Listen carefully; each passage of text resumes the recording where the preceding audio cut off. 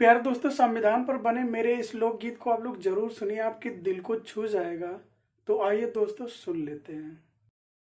हो जब से बाबा जी लिखले संविधानवा हो, लइकियन के भाग खुल गए। हो जब से बाबा जी लिखले संविधानवा हो, लइकियन के भाग खुल गए। नहीं तो घर पे बनौती सिर्फ खनवा हो, लइकियन के भाग खुल गए। हो जब से बाबा जी लिखले संविधानवा हो, लइकियन के भाग खुल गए। चाहे वो जवान रहती, चाहे रहती बच्चा, चाहे साफ सुथरा रहती, चाहे रहती सच्चा, चाहे वो जवान रहती, चाहे रहती बच्चा, चाहे साफ सुथरा रहती, चाहे रहती सच्चा।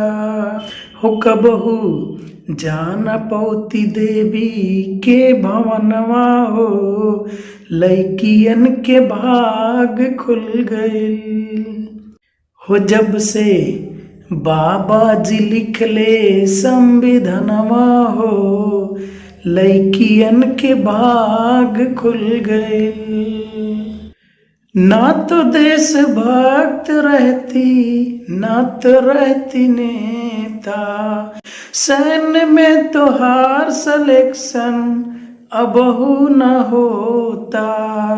ना तो देशभक्त रहती, ना तो रहती नेता, सैन्य में तो हार सिलेक्शन अबहू न होता। हो कबहू बॉर्डर पे देना पोती जनवा हो, लइकियन के भाग खुल गए।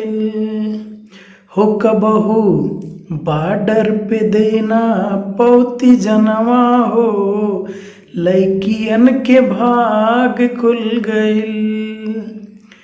हो जब से बाबा जी लिखले संविधानवा हो, लइकियन के भाग खुल गए।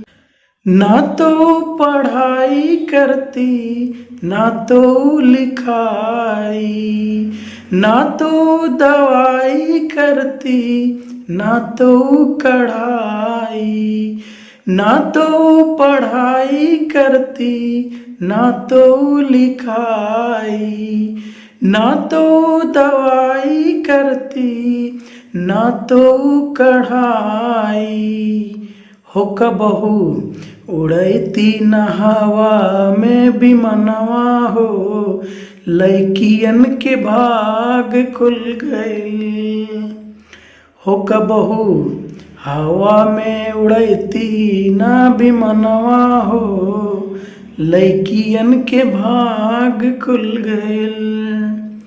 हो जब से बाबा जी लिखले संविधानवा हो, लइकियन के भाग खुल गए। ना तो कुछ कह पाती, ना तो कुछ बोल पाती, घर में वो बैठ कर सारे जुल्म सह जाती। ना तो कुछ कह पाती, ना तो कुछ बोल पाती, घर में वो बैठ के सारे जुल्म सह जाती। हो कबहू जान पैती देश के सदनवा हो, लइकियन के भाग खुल गए।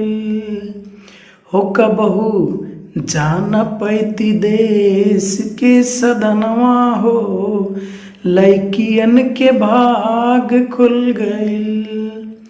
हो जब से बाबा जी लिखले संविधानवा हो, लइकियन के भाग खुल गए। हो जब से बाबा जी लिखले संविधानवा हो, लइकियन के भाग खुल गइल। नहीं तो घर पे बनौती सिर्फ खनवा हो, लइकियन के भाग खुल गइल। दोस्तों, अगर आप लोग को मेरा ये लोकगीत पसंद आया हो तो प्लीज़ शेयर ज़रूर करना। और इस लोकगीत के माध्यम से मैं देश की सभी महिलाओं से बताना चाहता हूँ कि अगर संविधान ना होता तो आप घर से बाहर नहीं निकल पाते। आपको सिर्फ एक ही अधिकार होता, घर में खाना बनाना, बाकी और कोई भी काम करने का अधिकार नहीं होता अगर संविधान ना होता।